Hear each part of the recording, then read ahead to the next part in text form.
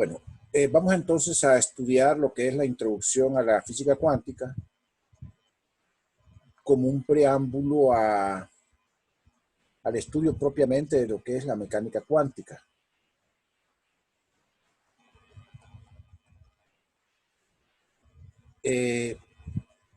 Previo al establecimiento de la física cuántica, la física clásica presentó una serie de problemas para poder explicar algunos fenómenos que experimentalmente daban resultados concretos y que entonces la física clásica no era capaz de explicarlo de manera adecuada. Entonces, desde ese punto de vista se hizo necesario formularse una nueva teoría y fue donde surgió la mecánica cuántica. Algunos de esos problemas aquí los mencionamos: es la radiación del cuerpo negro, el efecto fotoeléctrico, el efecto Compton, y luego vamos a ver la necesidad que hubo de tratar a la materia como onda, lo que se llamó el comportamiento dual de la materia, o el comportamiento dual de la luz, porque era dual en los dos sentidos. Entonces, todos esos fenómenos vamos a revisarlos ahorita porque fueron los que dieron lugar a la física cuántica, precisamente. Vamos a... eso que está en ese párrafo es precisamente lo que yo estoy mencionando, ¿verdad? Que esos resultados, esos fenómenos, daban ciertos resultados a escala atómica, y ahí se hacía imposible poder explicarlo con la física clásica. O sea, la mecánica newtoniana y la teoría electromagnética no eran suficientes para poder explicar esos fenómenos de manera satisfactoria. El primer problema que vamos a abordar es lo que se conoce como la radiación del cuerpo negro. Ese fue el primer problema que se encontró, en el cual no había una explicación satisfactoria por parte de la mecánica clásica, de la física clásica en general, del electromagnetismo y de la mecánica. Un cuerpo negro, bueno, nosotros sabemos que podemos observar que cualquier cuerpo que está a una temperatura dada emite radiación electromagnética. Podemos ver claramente, por ejemplo, la hornilla de la estufa cuando está al rojo incandescente. Ustedes colocan su mano cerca de ahí y van a sentir la presión de la radiación. Es radiación electromagnética la que están sintiendo. Lo que pasa es que esa radiación electromagnética se convierte en calor al interactuar. Acuérdense que tiene un momentum, tiene un momentum asociado, y como onda electromagnética, y al interactuar con la materia se convierte en calor, y eso es lo que nos quema precisamente, pero es emisión de radiación electromagnética. Las características de esta radiación dependen de la temperatura y de las propiedades de la superficie. Pero hay superficies que son más emisivas que otras, ¿verdad? Entonces, las características de esa radiación, que son la frecuencia o su longitud de onda, por ejemplo, la intensidad, van a depender de la naturaleza, de las propiedades de la superficie y también de la temperatura a la que está.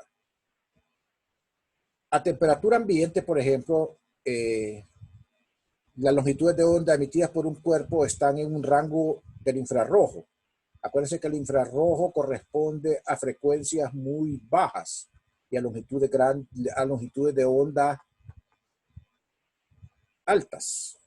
Si ustedes se mueven de longitudes de onda altas hacia longitudes de onda bajas, la energía va aumentando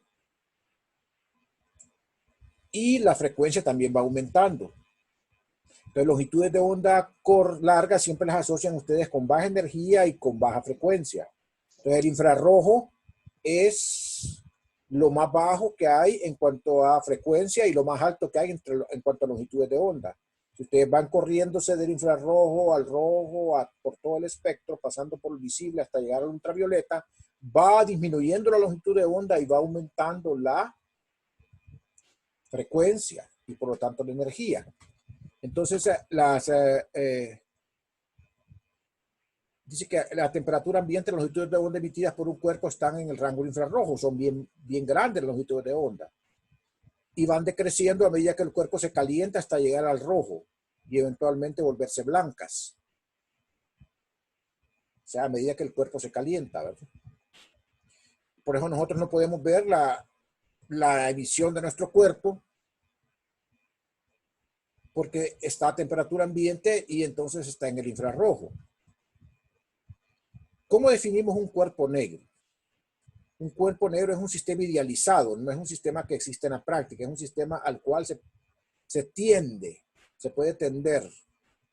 Entonces, es un sistema idealizado que absorbe toda la radiación que incide sobre él. Y la radiación que emite un cuerpo de este tipo se conoce como radiación de cuerpo negro. O sea, el cuerpo negro absorbe y emite todo lo que absorbe. Los modelos clásicos del electromagnetismo no lograban explicar los resultados experimentales, ¿verdad?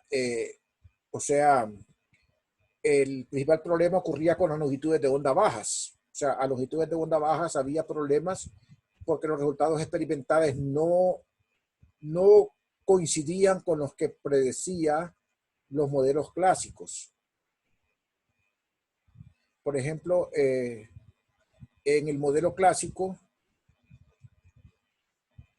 que describía el modelo de Rayleigh-Jeans. Antes de eso quiero mostrarles algo. Acá tengo una clase complementaria que me va a servir para esto. En primer lugar, antes de seguir con lo que está en la presentación, quiero aquí tomar un poquito las características que tiene un cuerpo negro. La potencia total radiada emitida aumenta con la temperatura. Esa es una característica del cuerpo negro. Y eso se describe mediante la ley de Stephen Boltzmann, que tiene aquí una constante que se llama emisividad, el área, la temperatura, la emisividad, la constante de Stephen Boltzmann, que es sigma, la emisividad, que es la temperatura, que es la E, y la temperatura en grados Kelvin, que es T aquí, que está a la 4. Esa es una característica que tiene el cuerpo negro. La otra característica que tiene es que el pico de la distribución de la longitud de onda se desplaza hacia longitudes de onda más cortas, conforme aumenta la temperatura. Este comportamiento se describe mediante la correspondencia conocida como la ley de desplazamiento de Wien, que dice que la lambda máxima por la temperatura es una constante que es 2.898 por 10 a la menos 3 metros por Kelvin.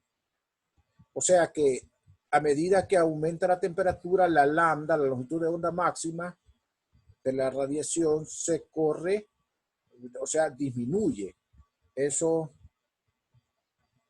lo podemos ver aquí en una figura. En esta figura, si aumentamos la temperatura, hay un corrimiento del máximo hacia la izquierda. Pueden ver que aquí a 200 Kelvin, el máximo está colocado aquí entre 1 y 2. Aquí a 300 Kelvin el máximo se corrió a la izquierda y más aún a la izquierda se corre a 4000 Kelvin, o sea, 2000, 3000, 4000, corrijo. Entonces eso se llama la ley de desplazamiento de Wien, que se corre los máximos de las longitudes de onda. La intensidad que estamos midiendo acá corresponde a la potencia, es una medida de la potencia de la energía de la onda, clásicamente. Entonces, eso es lo que se observaba clásicamente, o sea, lo que se observaba experimentalmente. Los resultados son experimentales. Entonces, ahí viene el problema. Voy a retomar otra vez la presentación. La ley de Wien, que trató de explicar esto, perdón, la ley de Rayleigh-Jeans fue el primer modelo clásico que trató de explicar esta discrepancia que había entre, ¿verdad?, entre lo teórico y lo experimental. El modelo clásico que describe la ley de Wien dice que la intensidad de la onda viene dada por esta relación que está aquí. O sea, es directamente proporcional a la temperatura en grados Kelvin e inversamente proporcional a la cuarta potencia de la longitud de onda. Esta KB que está aquí es la constante de Boltzmann, C es la velocidad de la luz y esto es el 2pi. Entonces, ese era el resultado que dio Rayleigh-Jean.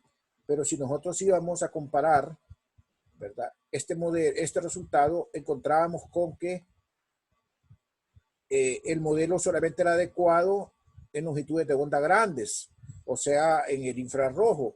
Pero si nos acercábamos al ultravioleta, fallaba completamente, ¿verdad? Y eso fue lo que se llamó la catástrofe ultravioleta, porque este resultado que tenía aquí, que predecía la ley de Rayleigh-Jean, era el que predecía la electrodinámica clásica. Y a esa falla se le conoció como la catástrofe ultravioleta. Aquí tenemos, por ejemplo, miren, la predicción aquí en rojo, la predicción de Rayleigh-Jean contra el valor experimental, que es como una de aquellas curvas que vimos antes, ¿verdad?, para describir la intensidad contra la longitud de onda. Este es el experimental y este es Rayleigh-Jean. Pueden ver ustedes lo terrible que era a longitudes de onda cortas. Hay una discrepancia enorme entre las dos curvas. Solamente a longitudes de onda largas, o sea, cerca del infrarrojo, es que esa ley de Rayleigh-Jean era adecuada. Entonces, bueno, eso planteó un problema. ¿Qué pasa? ¿La teoría electromagnética es mala o qué es lo que pasa, verdad? ¿O hay otra forma de explicar mejor las cosas a nivel atómico? O sea, a nivel atómico donde ocurren fenómenos que son a frecuencias altas, o sea, longitudes de onda bajas, o sea, esta zona de acá. ¿Cómo podemos nosotros explicarnos entonces cómo podemos hacer que la teoría case con la experiencia? O sea, que esta curva que está acá, que es experimental, sea correcta, se ajuste, digamos, el modelo a esa. Entonces, este modelo se ajusta para longitudes de onda largas, el modelo Rayleigh-Jean, pero ya para longitudes de onda cortas, ven que fracasa. ¿Y cuándo ocurren las longitudes de onda cortas? A frecuencias altas, que son los fenómenos esencialmente atómicos microscópicos. Ahí es donde surge entonces la necesidad de un replanteamiento. Max Planck, entonces, en virtud de eso, él trató de explicar la radiación de cuerpo negro, pensando de que la radiación se debía más bien a que habían oscilaciones atómicas en las paredes de la cavidad, o sea, los átomos hacían movimientos oscilatorios como si fueran osciladores armónicos simples en la superficie de la cavidad. En lugar de tener cargas aceleradas que radiaban, que era el modelo original, se pensó que más bien la radiación se debía a oscilaciones de los átomos. Y entonces, además de eso, él propuso varias suposiciones para la naturaleza de esa radiación emitida por un cuerpo negro. O sea, eran oscilaciones. Y esas oscilaciones, ustedes saben que cualquier carga acelerada emite radiación, pero no eran cargas aceleradas en forma normal, sino que eran cargas aceleradas, pero que estaban haciendo un movimiento armónico simple. O sea, eran átomos oscilantes. Eso fue lo que propuso Planck. Pero además agregó unas hipótesis extras a su modelo. Y las suposiciones es que eran que la energía de un átomo oscilante puede tener solamente valores discretos de energía E sub n. O sea, la energía de los átomos oscilantes no podía tomar cualquier valor arbitrario, sino que solamente valores definidos, que eran múltiplos de una cantidad fundamental. Y entonces él propuso de que el valor de la energía que tenían esos átomos era NHF, donde N es un número entero, F es la frecuencia y H es la constante, la famosa constante que se conoce constante de Planck que él introdujo. Entonces esa es la gran suposición, ¿verdad? Ya los átomos que estaban oscilando no emitían radiación a cualquier energía, sino que solamente a unas energías definidas. Y que no podía haber, entre dos valores de la energía, no hay un continuo en el cual podía haber valores de energía que eran emitidos por esos átomos. Eso fue precisamente el inicio de la cuantización, ¿verdad? O sea, porque eso indica entonces que la energía está cuantizada. Y entonces él postuló que cada valor de la energía correspondía a un estado cuántico del sistema y que era representado por el número cuántico n, ¿verdad? La otra cosa era que los osciladores emitían o absorbían energía al hacer la transición de un estado cuántico a otro. O sea, no había una emisión mientras no había un cambio de un estado a otro. Había emisión o absorción de energía cuando un sistema pasaba cuando un oscilador pasaba de un estado cuántico a otro estado cuántico. Entonces solamente ahí podía haber emisión de energía, de lo contrario no. Si el átomo se mantenía en el mismo estado cuántico, no emitía energía, o sea, emitía solamente si había un cambio en su estado cuántico. Y entonces la diferencia de energía entre los estados es la cantidad de energía que es emitida o absorbida por el cuerpo negro. Entonces había una emisión cuando un átomo pasaba de un estado cuántico a otro, y entonces esa era la emisión del, del, del, del, del, del estado del oscilador, ¿verdad? La energía de la radiación era igual a H por la frecuencia, donde la frecuencia es la, la frecuencia es la frecuencia de la radiación y H es la constante de Planck. Entonces, en base a esos resultados, Planck vino y, bueno, aquí tenemos un diagrama donde muestra que la energía solamente podía absorberse o emitirse si habían transiciones. No se podía hacer si no habían transiciones, y que solamente eran posibles al sistema determinados estados de energía, ¿verdad? Solamente eso eran posibles, ¿verdad? Cada átomo es un oscilador, entonces cada átomo tenía un diagrama de energía de este tipo, donde cada nivel correspondía a un estado cuántico del oscilador, del átomo. Y solamente podía haber emisión cuando había una transición de un estado a otro. Las flechas indican que las transiciones eran permitidas en ambas direcciones, pero solamente de un nivel energético NI a 1N final. No habían transiciones intermedias, o sea, no había ni aquí en medio del 4 y del 3, no había ningún estado en el cual el sistema pasara de ese al otro. O sea, pasaba de un inicial a un final, y ahí esa era una emisión, emitía entonces en ese sentido. Pero no se permitían transiciones a niveles intermedios, no habían niveles intermedios siquiera, entonces no tenía sentido hablar de transiciones a niveles intermedios. Ok. Hay que calcular, nosotros tenemos un montón, tenemos una colección de osciladores, o sea, tenemos un montón de osciladores, un montón de átomos. Entonces, para calcular la radiación colectivamente, habría que recurrir a un método estadístico. Entonces, había que calcular un promedio para calcular la energía promedio que transmitía un cuerpo negro, o sea, ese montón, esos millones de osciladores que existían en la superficie del cuerpo negro. Entonces, Planck recurrió a un método estadístico y utilizó una función de distribución. La función que utilizó Planck fue la distribución de Boltzmann, que trae un factor de ponderación que es la exponencial de menos E entre K de Boltzmann T, donde E representa la energía del estado. Entonces, ese era un factor de ponderación que decía que daba la probabilidad relativa que tenía cada uno de los estados de energía a la hora de calcular el promedio sobre todos los átomos. Entonces, había que calcular el promedio sobre todos los osciladores utilizando este factor de ponderación en el promedio. No vamos a entrar en los detalles de cómo hizo Planck el cálculo, pero Planck encontró que la intensidad de la radiación tenía este valor que está aquí, 2H, frecuencia al cubo, velocidad de la luz al cuadrado entre 1 por la exponencial HF entre KT menos 1. K es la constante de Boltzmann, T es la temperatura absoluta, H es la constante de Planck y F es la frecuencia.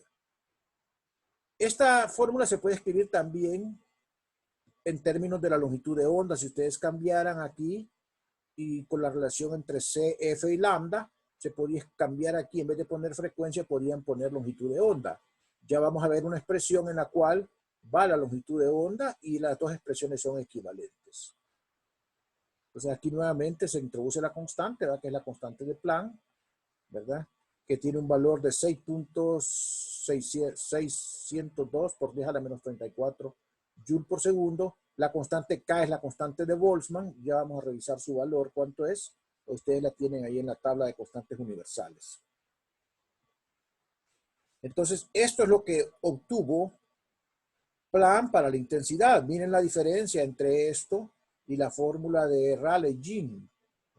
La fórmula de Rayleigh-Jean, por acá atrás,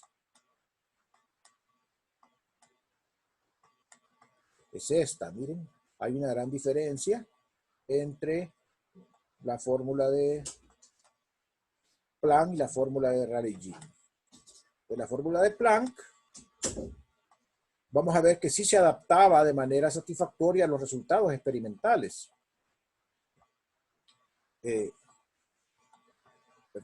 Vamos a ver aquí, esto mismo que está acá se lo voy a explicar en otra hoja. Esta sería el resultado de la fórmula de Planck. Mire que esto se parece mucho más a las curvas que teníamos antes, ¿verdad? Donde que se acoplaba a los resultados experimentales tanto a longitudes de onda bajas como a longitudes de onda altas. Bien, entonces voy a entrar acá al complemento que tengo acá de la clase.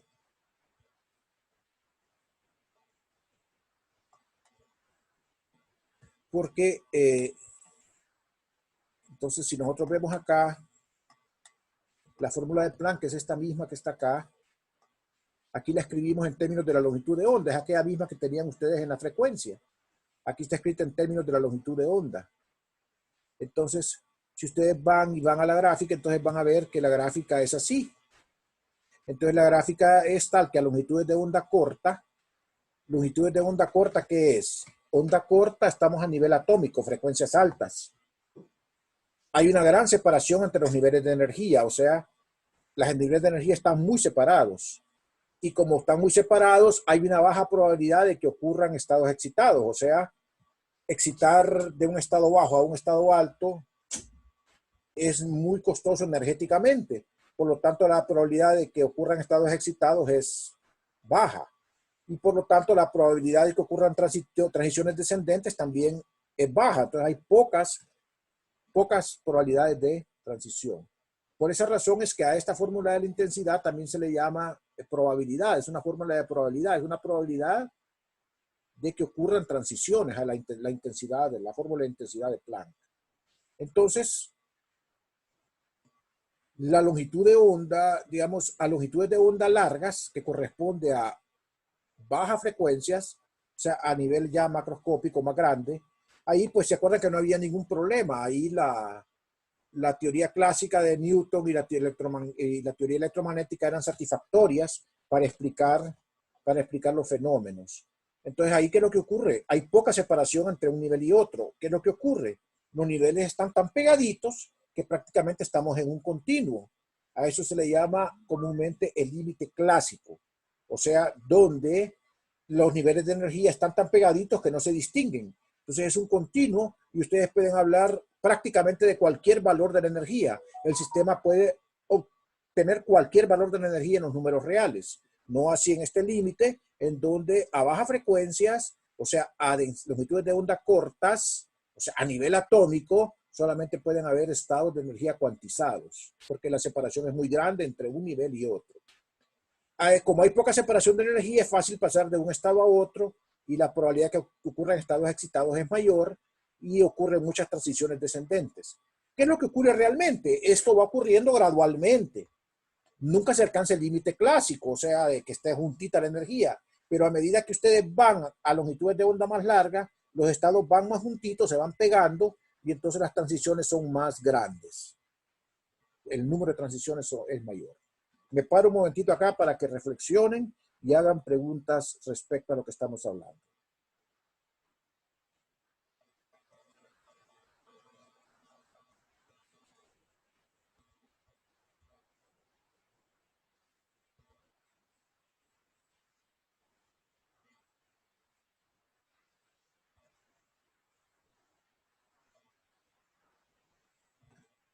Esta gráfica es el resultado de esta fórmula. Es el resultado de graficar esto que está acá. Miren que hay un doble compromiso aquí. Hay un lambda a la quinta, pero también hay una exponencial y las contribuciones de ambas en esa fórmula se manifiestan en esa curva que está ahí.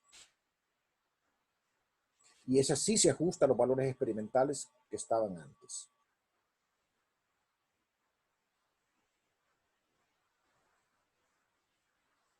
Bien. Aquí tenemos pues a longitudes de onda cortas, los niveles están más separados, y a longitudes de onda larga los niveles están más juntitos y por lo tanto pueden haber más transiciones, ¿verdad? Y la probabilidad de pasar a estados excitados es mayor.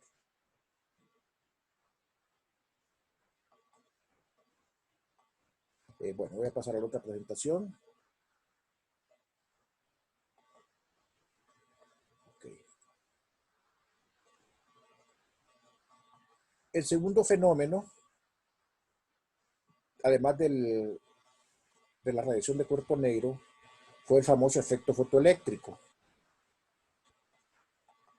El efecto fotoeléctrico es un fenómeno que se observaba desde antes y consistía en que al bombardear con energía electromagnética, o sea, con luz, un metal, se podía ver que se establecía una corriente de electrones. O sea, se desprendían electrones del metal y se establecía una corriente eléctrica. La teoría clásica respecto a eso tenía ciertas predicciones, o sea, respecto a los resultados del efecto fotoeléctrico. Uno de los resultados que decía la teoría clásica era que los electrones absorbían energía a cualquier frecuencia, o sea, sin importar la frecuencia que llegara de la luz con que se bombardeaba el metal, los electrones absorbían energía a cualquier frecuencia que llegara. Me va a parar esto en unos minutos. Voy a pedir que nos quedemos unos minutos más para dejar este tema cerrado y luego ya los dejo libres, ¿ok? Pero voy a continuar unos 2, 3 minutos más que todavía me da el Zoom. Entonces, la primera situación era que los electrones absorbían energía a cualquier frecuencia.